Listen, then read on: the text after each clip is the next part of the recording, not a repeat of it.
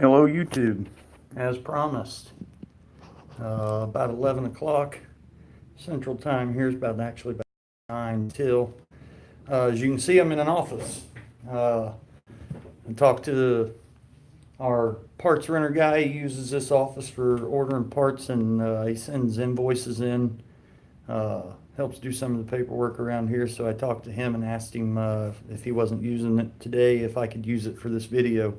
They got my truck in the shop doing some service and such things, so um, kind of an opportune time to have some peace and quiet. Uh, so I wanted to do this video on training and mentoring a driver, being a mentor to a driver, and leadership as far as trainers go. Uh, I've seen a lot of bad trainers in my day. And I'm sure everyone has. Anyone who's ever had a trainer, I'm sure has had a bad one at some point. You know, I can remember when I was training, we were still running paper logs. So uh, my my training consisted of just running hard and learning how to cheat a logbook. Uh, that's just the way it was when I started driving, at least for the company I was driving for. Uh, and in North Dakota, that's kind of what you done up there in the oil fields, and to make that, as a company driver, make that $100,000+ a year. But what I've seen uh, over the years, and in some instances down here, is some driver trainers tend to worry more about the money than they do the training, and they tend not to have the patience they need, uh, or the personality that they need to work with someone that's never done this before. It's one thing to work with a guy who has sand hauling experience and has pulled a bulk pneumatic trailer and knows how to work, what all the valves are for, what they do, and how to work them. And all you got to do is teach them our paperwork and our e-log/Qualcomm system as far as messages go. Uh,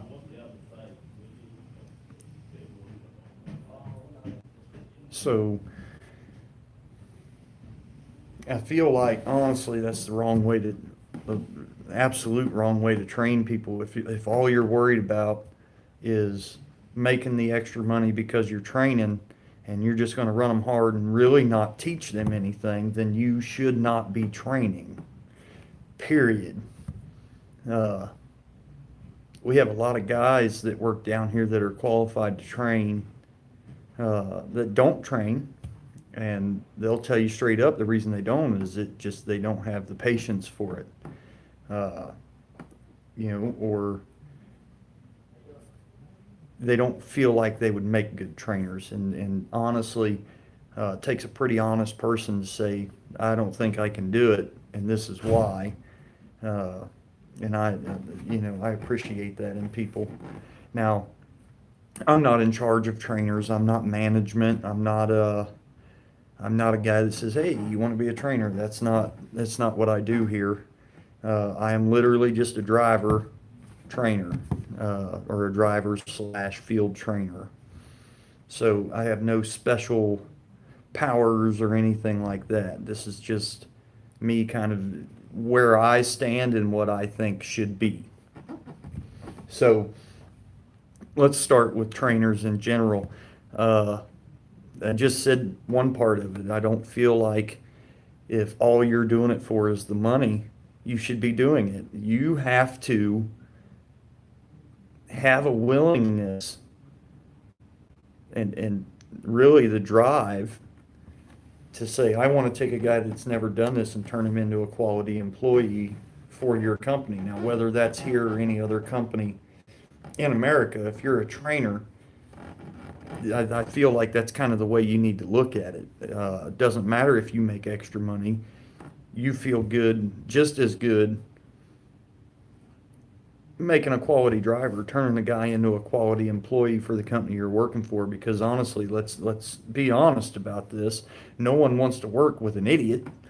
Uh, no one wants to work with someone that's not safe. So it's our job as trainers to educate them to what we do and how we do it safely and efficiently. Uh, like I said in the last video, time management in this industry is a lot. I mean, in the transportation industry, period, whether it be over the road or down here in the oil field, we run e-logs. So, and everybody's going to have to here eventually, So, teaching them somewhat of time management when you're running with them is not going to hurt. That's going to help in the future. Again, we want to turn out a quality employee for the company that we're working for. So from a trainer's point of view, how do we do that? Every trainer's different. No one is going to train exactly the same. You may have a list from your company that says you need to make sure you hit these topics. Have them drive in traffic, have them back up in a tight spot, have, proper left turns and right turns. That's visual stuff that you're going to be like, okay.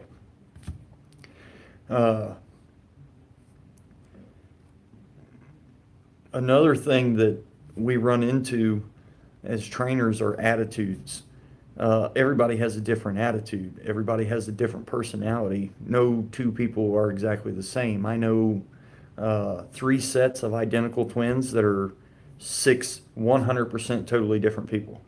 I mean, it's amazing how different they are now. I guess I should say, growing up, parents did their thing. Let's dress them the same, whatever. 100% different people now.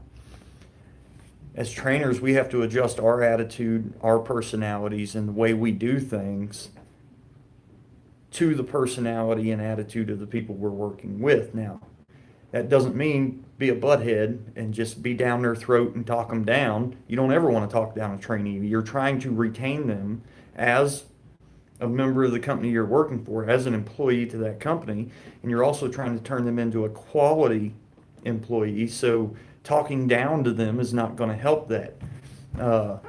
There are going to be times that we get stressed and they push us to our limit, and I'll be 100% honest. It happened to me just a week ago. I finally it pushed me to my limit. I literally took this week off from training because of it. I did not feel like I could effectively train someone else being as stressed out about training as I was. I had to take a break. So I'm actually going to get a 2-week break because I didn't train anyone this week, and I'm going home for all of next week. So nice little break away from training so that I can refocus myself so that the next person I train gets 110%. They don't get a frustrated, upset, stressed out trainer. They get someone, again, that's doing the job and doing it the way I feel like it needs to be done. The other thing that we have to do as trainers sometimes is, sometimes we have to be the therapist. And what I mean by that is there's a lot of people that come out here to West Texas, and it's the first time that they're going to be away from their families for the amount of time that they're going to be away from their families down here. So we have to reassure them that, especially with Brady Trucking, we're a family company. So we have to reassure them that, hey, if you need something, all you got to do is get with management. Get with someone in management. Get with a driver trainer. He can tell you who to get with. And if he doesn't know, someone like me, if I don't know, I'm going to find out real daggone quick. I mean, I can send a text message to about 100 different people and say, hey, this is what he's asking. Who does he need to talk to, or she? And we can have that lined out quick, fast, and in a hurry. So we have to act sometimes as the shoulder for people to cry on. There was a guy that come down here just a couple of weeks ago. I ran into him out on site here night before last, and you could tell he was feeling a little depressed. I went over and said, hey man, how you been? How's things going? He'd been running really well. They'd kept him running. He felt like he was doing a good job. Uh, he said, but he said, man, he said, it's just hard being away from my kids. And, uh, fortunately, I have kids. So I was able to talk to him, let him know, hey, I know it's hard because I'm going through it. I know it's hard. But sometimes you have to sacrifice time with your family to ensure a better living for your family. And the guy was like, he just looked at it a little different. And it helped him out. I mean, I seen him the day after. He was in a better mood. And he even said it. He said, man, I didn't think about it like that. And not everybody's willing to do that. So as trainers, we put on a lot of different hats. But it's all for the end goal, guys. It's all to take a guy that's never done this and turn him into a quality employee for whatever company he's working for. Here, we're looking to train a guy to be safe and efficient and for him to make money as well as the company. I mean, that's just how it is. The company's got to make money or none of us have a job. So that kind of gets me into the driver mentoring section of this, and I'm going to probably go back and forth a little bit. We do not currently have a driver mentoring program. Now, what do I mean by a driver mentor? I'm not talking about a trainer. Trainer did his job. Now, what I'm talking about is after training, setting up drivers that have been here. Now, whether that's trainers or just what we call gray hats down here, which are guys that have been here for at least 90 days, at least, and they've proven that they're quality employees, we give them a gray hard hat. You start out with a green hard hat, your greenhorn to the company. So no fear, there's none of the hazing and all that BS like you might have seen on a TV show. We don't have that here. A driver to call, whether he's, just give him a couple drivers, new guys or newer guys, probably for the first 30 to 60 days, and have them call once a week or something. Find out what issues they're having. Be that go-between for them to say, hey, I know this guy can help me out, or hey, this guy listened to me, or I'm having a really bad day, I'm calling Fred. All of my trainees that I get my phone number. They get it actually from the orientation. When they're assigned their trainer, they get my name and truck number, and I get a text message of their name and truck number. And I touch base with them, whether I send them a text or whatever. Hey, I'm in the yard, meet me here. Or, hey, I'm still out in the field, I'll be back there around right about this time, and we'll meet up. And we'll go over your truck, trailer, and hoses and all that stuff and make sure you're lined out to go and everything we need to do there. But I tell every one of them, anytime, day or night, call me if you're having issues with anything, whether it be, I told one guy, I said, I don't care if your kid's got a toothache and you want to call and complain about how much the dentist is going to cost, call me. Because it's little stressors like that are going to make a guy's job unbearable. Being away from home as long as we're away from our families. And then something like that going on at home and you are not right there to help with that, it's going to stress you out. So some guys can bottle it up. Some guys need to talk about it. And I feel like we need to have some kind of mentor after training that a guy or gal can call and say, hey, this is what's going on. My truck's been in the shop for 12 hours. Okay, what's wrong with your truck? Well, I don't know. They won't tell me anything. All right. I know the shop foreman down here. I've got his phone number. And I keep my truck and trailer in pretty good shape. So I take real good care of it. So I got a little, I don't want to say leeway, but the mechanics recognize that I take care of my stuff. So if I have questions, I tend to get answers. I'm not saying that I'm going to get anything done, and that's probably not what's going to happen, but at least I can get you an answer and figure out exactly what's going on with your truck so that I can help you with that.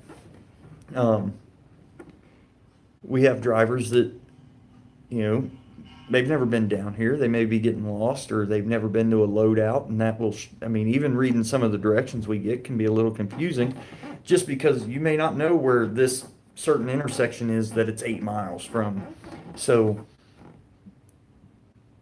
if you've got a phone number for someone that's been down here a while, the likelihood of them not ever being to that particular loadout is pretty slim. Uh, and even if they haven't been to that exact loadout, 8 out of 10 times, there's at least one or two others right there in the general area, and we have passed it to get to one of them. So we can generally give you good directions from just about wherever you're sitting to get you over there. Um, I had to do it the other night. We have three of them that are right there pretty close. We have Atlas, High Roller, and Alpine. And a guy had never been to Alpine. He called me up and he said, "Hey, where's Alpine?" And I said, "You remember when we went to High Roller?" He goes, "Yeah." He goes, I'm in Kermit heading towards High Roller. Someone told me it was by High Roller." I said, "You remember how to get to High Roller?" He said, "Yep." I said, "Just go past it." I said, "It's another couple miles up on the right." I said, "But it's not like High Roller. When you pull in, you get up to the check-in. You got to go around to the right side of the check-in building, get out of your truck, check in. They'll give you a CB channel and explain where you need to go in the plant." A guy asked me how to get to Atlas Sand. Now, I have personally never been to Atlas Sand, but I pass it every time I go to Alpine or High Roller. So I knew exactly where it was, but I couldn't give him any information on how it works inside the plant, uh, which is not a bad thing. I got him where he needed to be. So a driver mentor in the way of a trainer has to wear a bunch of different hats. There's going to be times that we call a driver and he's having a bad day, he's upset. There's going to be times that we confront drivers on a well site or at a loadout that are not necessarily wearing all their proper PPE, or there's something going on with the trailer, and we're going to try, as mentors, we should be trying to assist them so that they can get their job done safely. They're following company and customer policies, and they don't feel bad when we're done talking to them. That can be hard sometimes, guys and gals. I mean, if you get into training or mentorship like that, that can be hard sometimes, because everybody sooner or later will get an attitude. You don't want to overstep. That's the big thing here. You have to know when you're starting to push the limit a little too much with certain people. So you got to learn, and that honestly just comes with experience. And that's all. I mean, that's really all I can say as far as that goes. Is you will learn when you need to stop. As far as, okay, this guy's clearly this much upset. What I'm saying is not helping right now. So, hey, I understand what your problem is. I'm obviously not helping. Here's a phone number to someone who can help you with that particular problem. All of us carry management's phone numbers, dispatch phone numbers. Uh, I have phone number for terminal manager and operations supervisors in both Odessa and Carlsbad. Our safety guy, our dispatch, um, training coordinator, I call him. I don't know what his official title is, but Larry Roach. And then whoever they decide to hire that will be taking Nolan's position, which is training and onboarding and stuff like that. So those two, training and mentoring, lead into this one, which is leadership.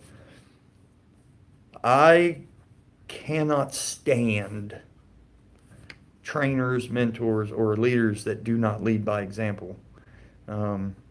If you're telling a guy that he needs to have his hard hat on and his safety glasses on and all of his PPE, and you're standing out there in a pair of Crocs and no hard hat, how can you expect someone to do what you're telling them to do? and continue to do it. Lead by example.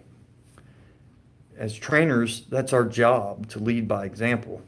Or part of our job, I should say, is to lead by example. We have to show everyone, our customers, our company, other drivers, other companies, everything, that we're a top tier company. We're a company that you can count on to be safe and get the job done. And if we're not leading by example, we can't do that. I don't think any trainer should be a trainer if they can't lead by example. So, for example, if I'm telling a guy, hey, just make sure you're not speeding, we're trying to keep our CSA down, and speeding's a big cause of our CSA being so high. We're doing really good right now. Let's not be speeding. And I'm running 80 mile an hour in front of him, 70, then what am I doing? I'm setting a bad example. I'm pretty much teaching, or I'm telling this person, this trainee, or whoever's following me, do as I say, not as I do. And I don't like to lead like that, and I damn sure don't train like that. So I do mess with a lot of the guys, pretty much everyone that comes in. I'd say two things. One, keep up. Rule number one, keep up. Rule number two, just listen to what I got to say. That's it. If you do those two things, I'll get you lined out so you're a good employee for us. And up till last couple weeks, I hadn't had any issues with that. When I say keep up, I'm not saying run 80 mile an hour and stay right on my tail. Okay? I'm not going to run away from you. I do have a truck that tends to pull quite a bit better than some of the other trucks. It's just geared right, and I take care of it. So I make sure it's running at its optimal peak, period, as much as I can. I will slow down. I have slowed down. I've even stopped, pulled out of a loadout and realized they wasn't going to make it with me because of traffic, and I've gotten over, off the road, on the shoulder with my hazards on, and I waited for them to start to make the turn, and then safely made my way back out and went up the road with them. I'm not going to leave a trainee behind. They don't know where they're going.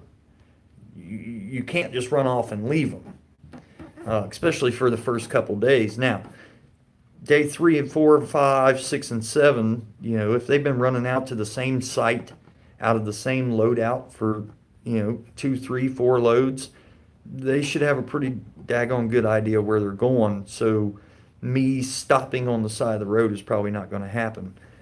But I will slow way down. I want to be able to look in my mirror and see my trainee. That way I know they can still see me. If I can see them in a mirror, they should be able to see me. And we're in radio contact. I can still hear them on the radio. If they're talking to me, they can hear me. Another thing in leadership that I feel like is important kind of goes back to the mentorship part of it, is we have to be willing as leaders to listen. And that is not just listen and then say, shut up. It's not going to work. So we have to be able to sit down with a person and somewhat get an idea of where they're coming from. In the transportation industry, I'd say 7 out of 10 times, a trainer's probably been through it. And a guy that's been driving long enough has probably been through it. That's one nice thing about a lot of the trainers here anyways, is we tend to have quite a bit of experience. We've seen a lot, and in the oil field is a lot different than over the road. So there's a lot of stuff that you're going to see in West Texas that, or any oil field for that matter, that you've probably never been up close and personal with before. And if you haven't, it can be a little intimidating. It really can. So what I say to that is, guys, just take a breath and relax. As long as you're doing what you need to do, you're going to be okay. You're going to be safe. You're going to get the job done. and you'll be fine. So to kind of bring this all around full circle and ended up, there are ways to train people that are proper, and there are ways to train people that are not. There are certain ways that we need to do things, and it comes back. That also all comes back to another prior video on perspective or perception. We want to make a good first impression anywhere we go. Now, whether that's our site with our pushers or another site that we're the main carrier on with their pushers, you never know what kind of pusher you're going to run into, what kind of company man you're going to run into, what kind of higher up you're going to run into. Our managers will end up on site all the time. I mean, they just pop in, and they get reports back from the pushers about certain trucks doing certain things. So we as trainers and mentors and leaders have to teach these people about making a good first impression, because the perception of our company and our livelihood depend on it. I mean, if we start making bad first impressions and giving a bad perception of our company, who's going to want to use us? And if they don't want to use us, then we're not working, which means we're not making money, which means drivers are quitting. Now, I've heard drivers and a couple of other trainers actually say, well, the more of them that quit, the more work for us. No. I've honestly always gotten kind of a laugh out of that statement, because it's not exactly true. There may be more work for us in the short term, but let's think long term here, people. If we don't have enough employees to handle the workload, why would a customer want to use us? So we have to teach, we have to mentor, and we have to lead these new people down the right path. And too many times you see trainers lead them astray of that path. Oh, this is the way the company wants it done, but it's easier if you do it this way. We can't train them like that. I mean, we have to show them what company policy is, and we need to show them the right way, the way the company and or the customer wants it done. Now, don't confuse that for me saying do what the customer says. That meaning, if the customer wants you to stand out there with no PPE on, you can't exactly do that. Our company policy is you have to wear it. So what do you do there? Well, get a hold of your trainer, get a hold of your mentor, or get a hold of someone in management. Hey, this is what they're saying, and let them handle it. If you're saying, hey, look, our company policy is I got to have it on, and they want to argue with you, you get someone a little above your head to take care of that, or to get involved. Trainers need to teach them that. We have to teach new guys, whether they're experienced or not. At least with our company, with Brady, good first impression. Doing things right 100% of the time, the way they're supposed to be done, so that the perception of our company is always a good perception. And that's the way we get this done, guys. I mean, you can't go through as a trainer, I don't feel like, again, if all you're doing it for is the money, and you're just going to run them 2, 3, 4 loads a night and really not show them anything and focus on what they need to learn, then we're not going to turn out a quality driver. We're not going to turn out a quality employee for our company, and we damn sure are not going to turn out a quality employee that's going to service our customer. And if we can't service our customer, we don't have customers, we don't have jobs. So I'm going to button all this up with a summary. Just a quick, this is the way I see it, in my opinion. Training right, treating guys with respect, and helping them through any issues they may have, whether that be homesickness or just someone they just need to talk to another adult that's probably been through something, and then continually playing in a leadership role, whether you're in management or not. If you've been with a company long enough, you're a leader, or you should be. Lead by example. Out there, shake hands, say hi, be chipper, not overly chipper. I mean, but everyone has bad days and everyone understands that, but we don't have to uh, treat people bad because of, or disrespectful because we're having a bad day. They probably didn't cause that bad day. Uh,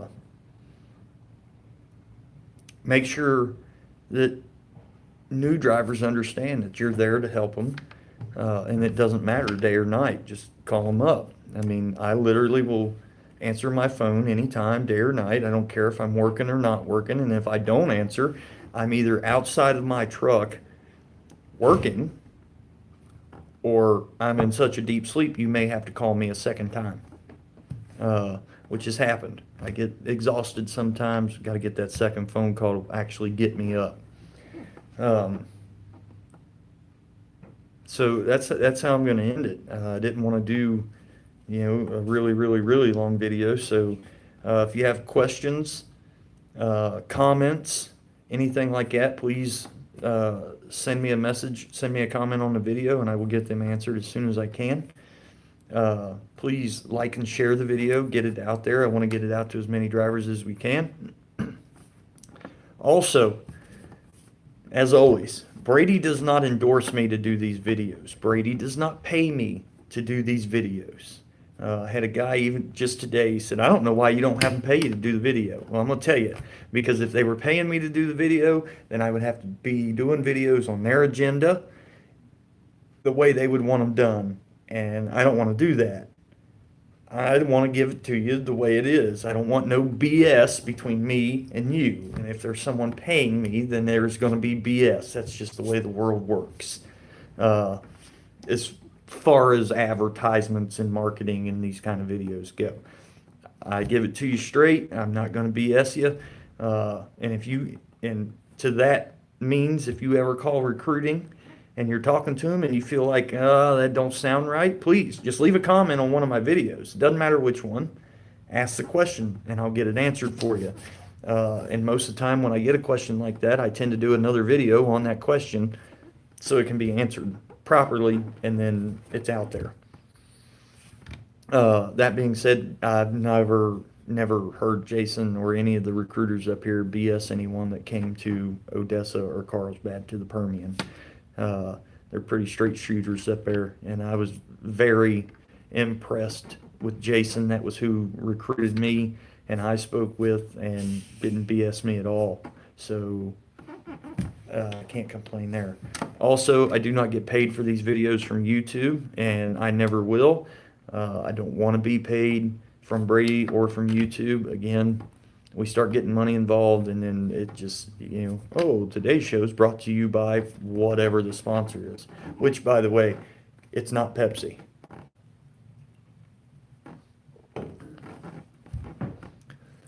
I do not want you to use my name for recruiting. If you want to tell Jason, yeah, I seen Fred's video, fine. That's fine. But please don't put me down as your driver recruiter. That is not what these videos are for. I don't need the money from the recruiting bonus. When drivers recruit, they get a bonus. I don't need the money, and I don't want the money. I feel like drivers that only recruit for the money are going to BS you so that they can get the money. I don't want to recruit like that. I want to give it to you straight and let you make an educated decision on your life.